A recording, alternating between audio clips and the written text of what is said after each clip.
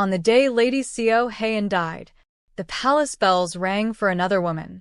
And when she opened her eyes again, the snow outside whispered, "Do not trust them." Snow fell in silence over the capital of Goryeo. It was the kind of snow that swallowed screams. Lady Seo Hae-in knelt in the courtyard of the inner palace, her forehead pressed against frozen stone. Blood seeped through her silk sleeves, blooming dark and slow like withered plum blossoms. Above her, the palace gates stood tall and unmoved. Inside those walls, laughter echoed. "Confess," the cold voice demanded. "Admit your crime, and the court may yet show mercy." Hae-in raised her head. Her vision blurred, but she still recognized the speaker. Crown Princess Min Jian, dressed in pristine white fox fur, standing beneath the eaves like a goddess untouched by winter. Mercy. The word almost made Hae-in laugh.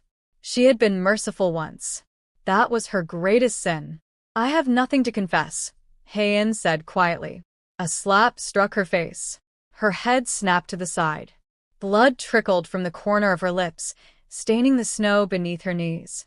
"You dare lie even now," Ji-yun said softly.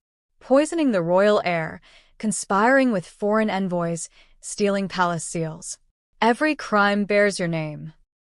Hae-in looked up at her, not with anger, not with fear, but with realization.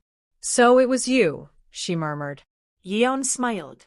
That smile, gentle, pitiful, victorious, was the same one she had worn when they first met, years ago. "Sister," Ji-yun said sweetly, "you should have remained ignorant." Behind Yeon stood Kim Seon-ho. The man Hae-in had loved for half her life. The man who once promised, beneath lantern light and falling petals, that he would protect her even at the cost of his own blood. Their eyes met. Hae-in searched his face. For guilt, for hesitation, for even a shred of regret. She found none. "Why?" she asked him. Her voice trembled just once. Seon-ho looked. "The kingdom needs stability," he replied. "Your existence threatened it." Her existence. Hae-in laughed. It came out broken, hoarse, almost inhuman. "I gave you everything," she said. "My name, my family, my loyalty. I paved your path with my bones. And now," Ji-yun interrupted gently, "you will give us your death." A eunuch stepped forward, holding a tray. Upon it lay a porcelain cup. Dark liquid trembled inside. Poison. Hae-in stared at it. "So this is how it ends," she whispered. Snow fell heavier. She lifted her gaze to the sky, where clouds hung low and indifferent. In that moment, memories flooded her mind. Her father's execution, her mother's suicide, her younger brother dying on a distant battlefield she herself had recommended him to. All for the royal family. All for them. She accepted the cup. Ji-yun leaned close, her voice a whisper only Hae-in could hear. "Die quietly," she said. "And, in the next life, learn your place." Hae-in drank. Fire tore through her throat. Her vision darkened. As she collapsed onto the snow, the last thing she saw was Seon-ho turning away. Not once did he look back. Death did not come gently. It came cold, endless. Then, Pain. Sharp. sudden. Alive. Hae-in gasped. Her body jerked upright. Air rushed into her lungs as if she had been drowning. She clutched her chest, heart hammering violently, fingers trembling. The scent of incense filled her nose. Warm. Familiar. She looked around. Wooden beams. Silk curtains. A jade screen etched with cranes. Her chamber. No. Not that chamber. This was smaller.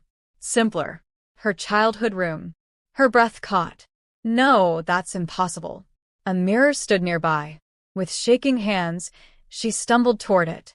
The face reflected back was young, unscarred, untouched by betrayal. She lifted her sleeve. No whip marks. No scars.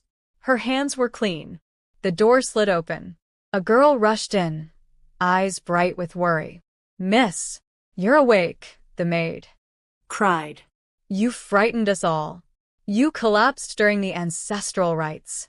Hae-in stared at her. That face. Miriam? She whispered. The maid blinked. Yes, miss? Mirayong. The maid who had died protecting her 5 years later. Hae-in's knees buckled. She fell back onto the bed, tears streaming silently down her temples. She had returned, not to the beginning, but to the moment before everything went wrong. The day before the royal decree summoned her to the palace. The day before she met Crown Princess Min Ji-yeon. The day before love ruined her life. Mirayong panicked. Should I call the physician? No, Hae-in said quickly. Her voice was calm. Too calm. I am fine. She stared at the canopy above her bed. In her chest, something shifted. The warmth she once carried. The loyalty, the devotion, the foolish hope. All of it froze. If heaven had returned her, it was not for repentance. It was for judgment. That night, snow fell again. Hae-in stood by the window, watching the flakes descend. In her past life, she had stepped into the palace believing she could change her fate. This time, she smiled faintly. I will not fight the current, she murmured. I will become it. The next morning, the royal summons arrived. Just as before, Mirayong read it aloud nervously. Miss, the palace requests your presence as a companion to the crown princess. Hae-in folded the letter neatly. Her expression was serene. Prepare my attire, she said. We must not be late. Mirayong hesitated. Miss, are you not afraid? Afraid?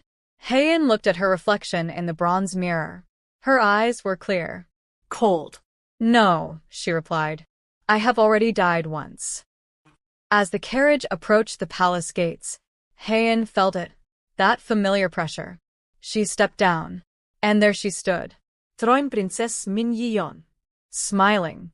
The same smile. Their eyes met. Ji-yeon tilted her head. Lady Seo Hae-in, we meet at last. Hae-in bowed gracefully. But inside, she whispered a vow. This time, I will be the one who decides how you die. Before the snow melts, tell me, if you were given a second life, would you choose forgiveness, or would you walk the path of cold revenge? Leave your answer below. Your voice decides how this story continues. If you wish to follow Lady Seo Hae-in's fate, if you want to witness who falls first in the palace, then stay with us, like this story, and subscribe, so you do not miss the moment when the hunter becomes the storm. The next episode awaits.